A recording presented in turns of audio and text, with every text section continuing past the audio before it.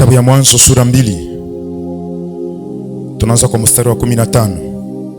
Tunasoma kwa uwezo wa jina la Yesu Kristo. Amen. Nilikuwa nasema tunasoma kwa uwezo wa jina la Yesu. Amen. Bwana Mungu akatoa huyo mtu, akamweka katika shamba la bustani ya Edeni ailime na kuitunza.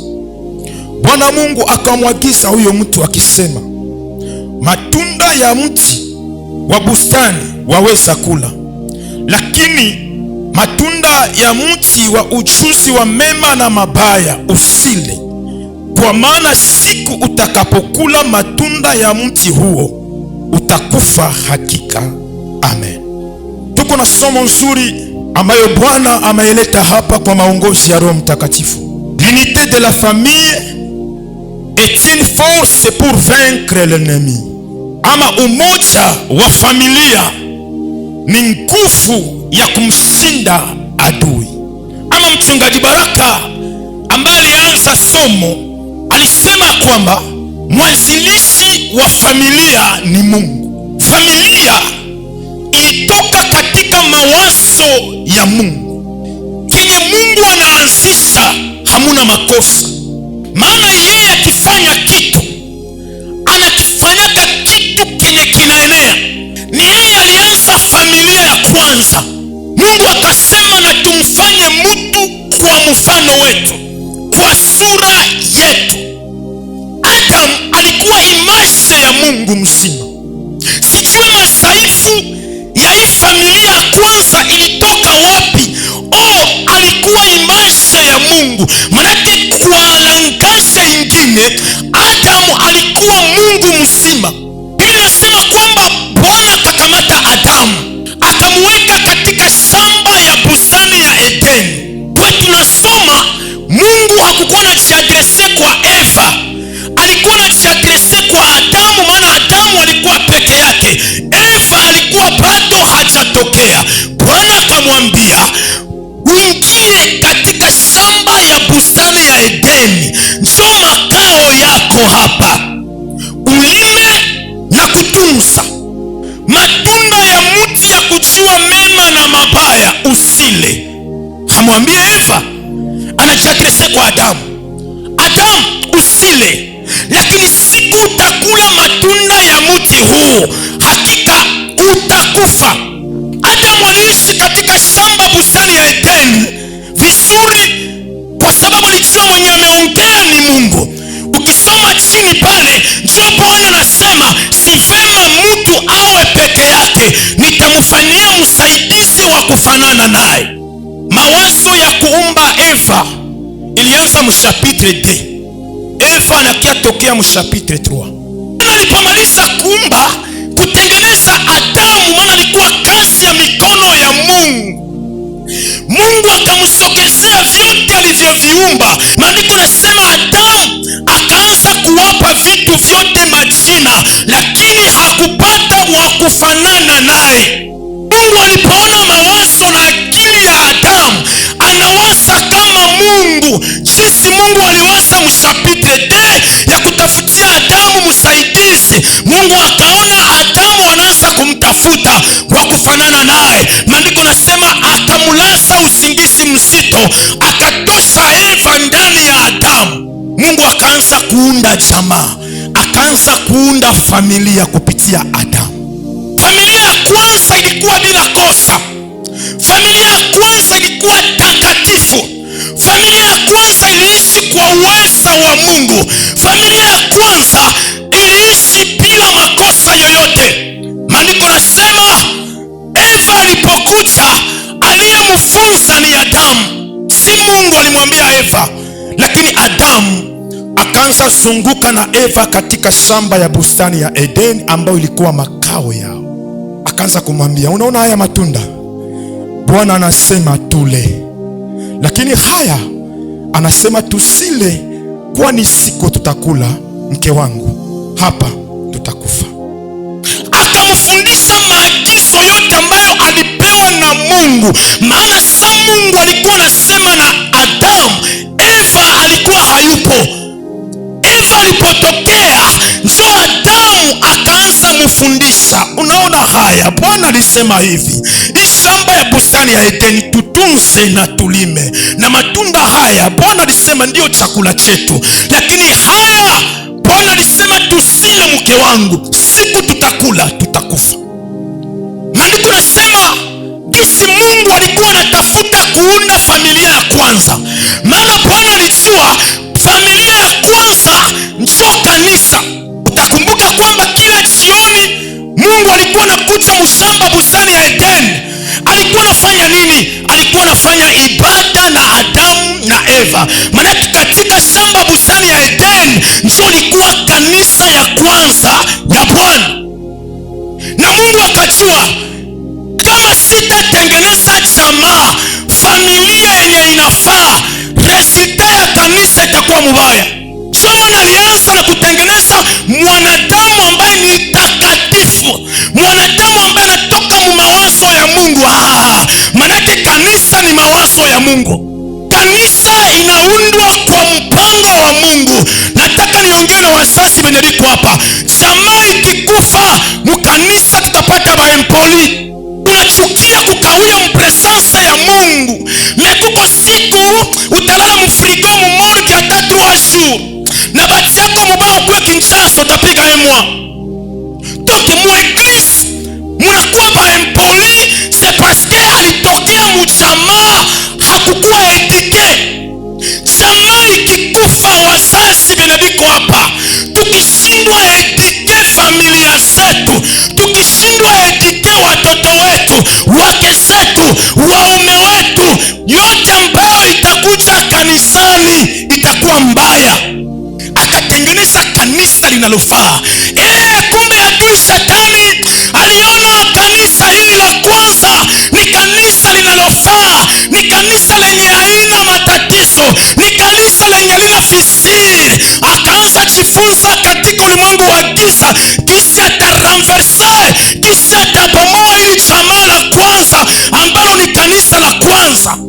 Kisi Mungu ni mwanjilishi wa kanisa la kwanza, mwanjilishi wa jamaa ya kwanza, na vile vile shetani ndio mwanjilishi wa kubomoa jamaa ya kwanza, na ndio mwanjilishi wa kubomoa kanisa ya kwanza. Akakuja kwa Eva. Jana nilisema hakukuja kwa Adamu juu ya nini? Alijua kwamba Adamu ni petit joueur. Nataka mwenye kwa na Biblia ya Francais anisomee hii andiko, nikonishe kama Adamu alikuwa papa irresponsable. Soma yandiko Genèse chapitre 3 verset 5. Shetani aliingia kujaribu Eva. Adamu hakukuwa absent. Alikuwa pale anasimama, anaona jinsi mke wake iko na jaribiwa. Akaruhusu mazungumzo ya shetani na mke wake kwa matunda yenye Mungu alimwambiaka usile, siku utakula utakufa. Me akafungula couloir, mwanaume akapiga karismu pale. Yeye mwenye alikuwa present a intervenir, aanze répondre shetani. Akaruhusu Eva mwenye akukuwaka sa Mungu kunampa masharti, akaacha Eva aanze répondre. Tunasema akachuma akakula. Adamu amwambie kitu, Adamu iko tu pale present, iko anaona. Usikie sasa mkoshi. Eva anamaliza kula, anamchumia naye, anamkulisha naye. Biblia, usisoma Biblia, hakusemaka. Hakuna taubishi. Ndio maana nilikwambia kwamba jaribu ya shetani kumwangusha Eva ilikuwa na mazungumzo. Mea Eva kwa Adamu hakuna discussion. Hakuna hata kusove jamaa. Hakuna hata kusove kusema mke wangu siwezi ruhusu nione kisi iko na jaribiwa. Mauti njoo nasimama mbele yetu. Hakuna kuleta intervention ya kuokoa familia. Kama na sa Mungu alikuya, hakuanza na Eva. Alianza na mwenye alipewa responsibility. Mwenye alikula wa kwanza, mwenye alijaribiwa ni Eva. Wa pili ni Adamu. Mesa Mungu alikuya kuleta malipizi. Hakuanza na Eva, maana alijua kwamba Eva, wewe uko innocent. Unakufa kukitu kenye sikukwambiaka. Huyu hakuna mwanaume mubaya sana, mwanaume mwenye ajua fanya security ya familia. Mimi najiuliza huyu mtu kizi nilikula kwake juice, nikaangalia ana huruma. Na ndio maana ukiangalia mke wake umwangalie naye, sante ya mke wake na sante yake biko tofauti. Kisi anavyovaa na kisi mke wake anavyovaa tofauti. Bwana, baba irresponsable, baba irresponsable, mbinguni hautaingia. Nitaka niambie baba wenye biko hapa, kuko siku tutasimama mbele ya kiti cha enzi, tutatoa raporo ya familia zetu, ya jamaa zetu. Maana ukiua jamaa unaua kanisa. Kama unaua jamaa, mchungaji Baraka wa kesho atatoka wapi? Ndio maana tuko tunapata wachungaji baba empoli. Wewe kama una cha kusema ikala fasi moja, unakosa parole kwa hizi kondoo za Bwana. Babangu mlinifundisha injili, aliniambiaka, mon frère, kama hauna cha kupatia kondoo za Bwana, kaa chini, omba Bwana. Jamaa yoyote yenye baba haiko responsable wa kukusanya familia, acha nikoneshe. Jana nilikwambia hii jamaa ilikuwa jamaa ya pointi ya kwanza, balikuwa ba empoli. Bwana anamuuliza Adamu, uko wapi? Je, umekula matunda ya mti nilikuagiza usile? Akamwambia si ni mie mwanamke mlinipatia. Angimwambia tu baba, ndio nimekula matunda ya mti uliniagiza nisile, naomba rehema baba, nihurumie, hurumia na mke wangu, hakika tumekula, Mungu ni wa rehema, angisamehe hiyo familia. Lakini akasema haiko mie ule. Sio mapoleme zetu kunazo mafuae.